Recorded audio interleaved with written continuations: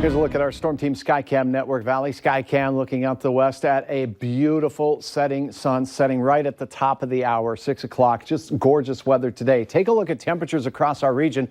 And we enjoyed 30-degree weather, cooling down in the 20s now here in the valley and much of western Minnesota, holding on to 32 in Badette. Look out to the west, Minot at 40, near 40 out near the Hettinger area, as well as Dickinson. As we take a look at the visible satellite, it can really help us point out the science-y stuff behind our temperatures. Today, the white you see here wasn't clouds over the valley. That's our snowpack, 1 to 2 feet in many locations up and down the valley, even into the trees of Minnesota.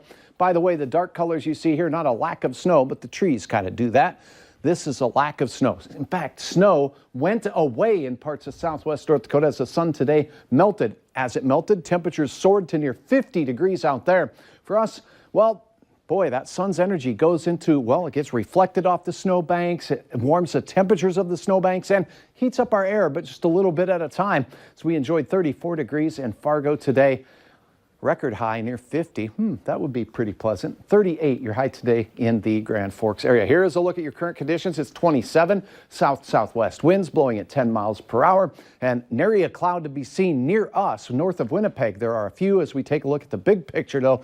That jet stream steering way up into central Canada right now, allowing us to really see some warmth work its way into the valley, and that's what's going to go as we go into tomorrow as well. But tonight we'll slip down into the teens overnight. Light winds from the south keep us from getting too cold, and we'll rise and shine with temperatures on our Saturday in the teens across the region. Now, as we go towards midday, the sun will be out. Again, a day with fairly light wind. It'll be from the west-southwest and not much more than 15 miles per hour, except maybe near the Sisseton Hills, as temperatures will beat today's by at least a couple of degrees for many of our locations. We're talking mid-30s for many across the eastern third of North Dakota and in central Minnesota, with Lakes Country having a chance to warm as well into the low 30s. So we'll melt more snow as we start our weekend. It starts out in Fargo at 17, rising steadily through the morning hours, but really the afternoon really brings the heat with a 37-degree afternoon.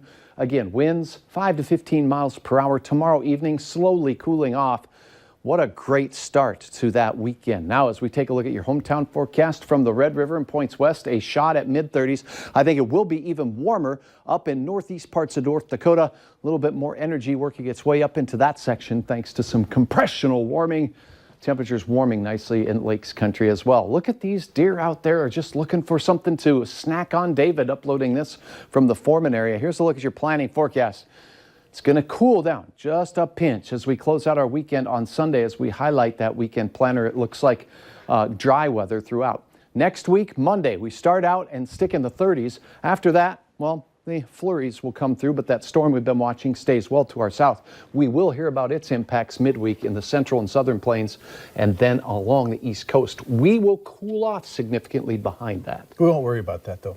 No, enjoy the weather now. All right. Say, make sure you have the Valley News Live Storm Team weather app so you can keep up with the weather anytime, anywhere. You'll get the latest forecasts and conditions so you can plan your day. Maybe it's vacuuming out your car or grilling or going for a walk. Just search VNL Weather in the App Store. Download it for free.